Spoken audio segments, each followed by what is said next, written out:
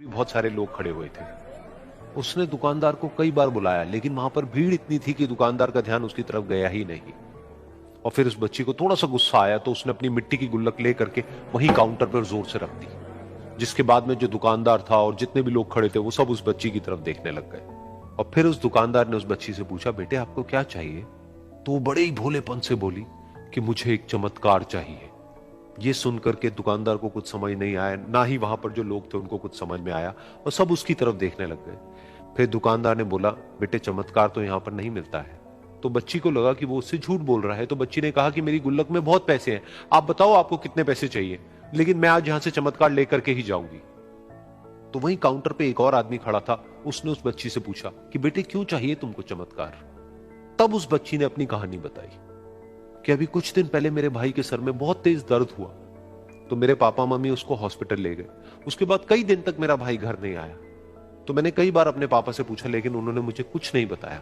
उन्होंने बार बार यही कहा कि वो आ जाएगा, वो कल आ जाएगा, वो कल आ जाएगा, लेकिन वो आ ही नहीं रहा था। तो मैंने देखा कि मम्मी रो रही है, और पापा मम्मी को कह रहे थे कि उसकी दवाइयों के लिए और उसके इलाज के लिए जितने पैसे चाहिए उतने मेरे पास में नहीं है।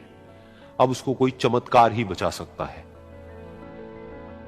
तब मुझे लगा कि अगर मेरे पापा के पास में इतने पैसे नहीं भी हैं तो क्या हुआ, मेरे पास में तो है। तो मैंने जितने भी पैसे जोड़ रखे हैं वो सारे लेकर के मैं इस दवाई की दुकान पर आई। फिर उस आदमी ने उस बच्ची से पूछा, कितने पैसे हैं तुम्हारे पास में?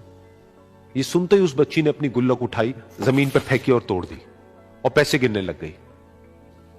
बाकी सब लोग खड़े होकर के उसको देख रहे थे। थोड़ी देर बाद उसने सारे पैसे अपने हाथ में इकट्ठे किए और बोली, मेरे पास में पूरे 19 रुपए हैं। वो जो आदमी वहां पर खड़ा था वो थोड़ा सा मुस्कुराया और बोला कि अरे तुम्हारे पास में तो पूरे पैसे हैं, इतने का ही तो आता है चमत्कार। ये सुनकर के वो बच्ची बहुत खुश हो गई और बोली कि चलो मैं आपको अपने पापा से मिलवाती हूं। बाद में पता लगा कि वो आदमी कोई आम आदमी नहीं था, बल्कि एक बहुत बड़ा न्यूरोसर्जन था, और उसने सिर्फ 19 रुपए में उसके भाई की सर्जरी करी, और कुछ ही दिन बाद वो ठीक होकर के घर वापस आ गया। फिर कुछ दिन बाद वो बच्ची, उसका भाई, उसके पापा, उसकी मम्मी, चारों एक साथ बैठे हुए थे और बात कर रहे थे।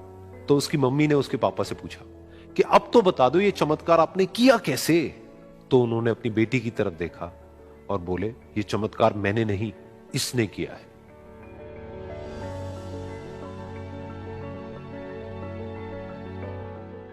तो यहां पर एक बहुत बड़ी बात है जो हम उस छोटी सी बच्ची से सीख सकते हैं कि जिंदगी में कभी कभी ऐसा होता है कि हमको कोई रास्ता नजर नहीं आ रहा होता है और हम लोग हिम्मत हार जाते हैं।